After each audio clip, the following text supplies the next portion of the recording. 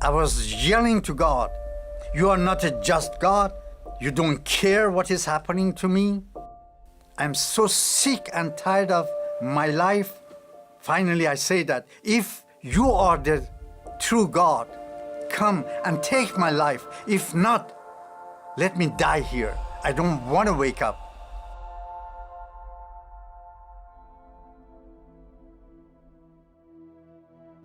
Iran before the revolution, it was really a quiet country, very peaceful.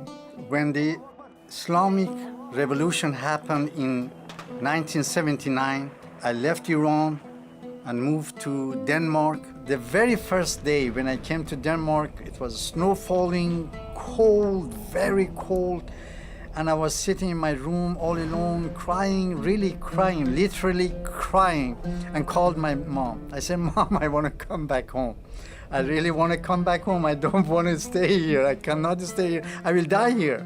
And she said that if you come here, you will die here too, so you better stay there.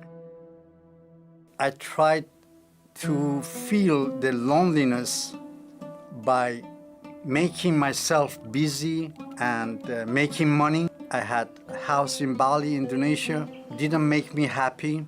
In order to find Allah, I started to go to mosque, doing salat 5 times a day, but found no Allah.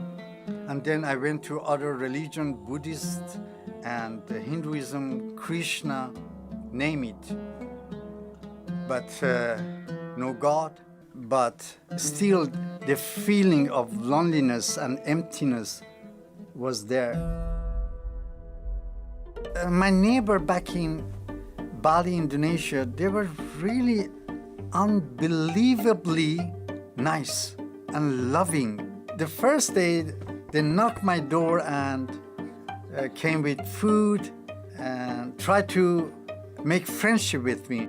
They also tried to get me into church.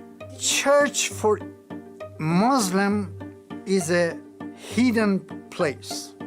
The more I turned them down, the more they loved me purely, unconditionally.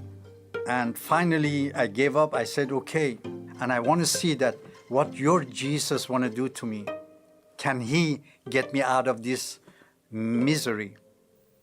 When I came in the church, I saw this guy. Now he told to whole congregation, 4,000 people, "You will be touched by God in different way." Everyone was touched, but not Abraham. Nothing happened. And I was telling to myself that, "Abraham, you are a very, very bad guy. That's why God is not touching you." But the more I turned him down, the more he loved me. I mean, it was really a strange love.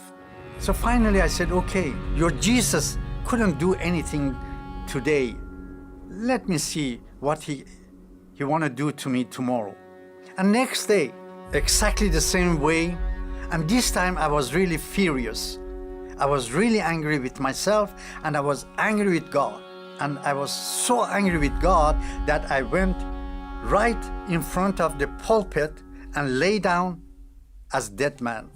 I was yelling to God, "You are not a just God. I'm seeking to find you for years and years, but it seems that you don't care. If you are the true God, come and take my life. If not, let me die here. I don't want to wake up." After 10 minutes, I heard a voice, "Abraham, you don't want your life? I will take your life for my glory." I felt hands start to touch my head. I thought that some of these 4,000 people felt sorry for me and came to me just to give me comfort. I opened one of my eyes, seeing that who is this? Nobody here, this side. And then I opened my left eye, nobody here. And when I opened my eyes and tried to stand on my feet, I couldn't stand on my feet. And the whole church was empty. And I was born again. at that day. God made us in such a way with vacuum that only God can fill it. No money, no children or mother or father. Only God Himself need to feel that. And this same Jesus is now visiting Muslims. Before the revolution in 1979, Iran had only a handful Christians. 35 plus years after the revolution, we have more than 2.5 million Iranian Christians. Years after I become Christian and my view of Jewish people changed dramatically. I love them with all my heart. I respect them highly. We, the Gentiles, we grafted in to the tree, but they are the branches. I truly believe that God has a still plan for Israel. And my advice to Christian, do not give up. Keep on loving people. You don't know what is happening. The Jewish or Muslim, they turn you down, but don't give up. You don't know what is happening in their heart. You have to be patient. You are dealing with human soul, and continue to love people unconditionally.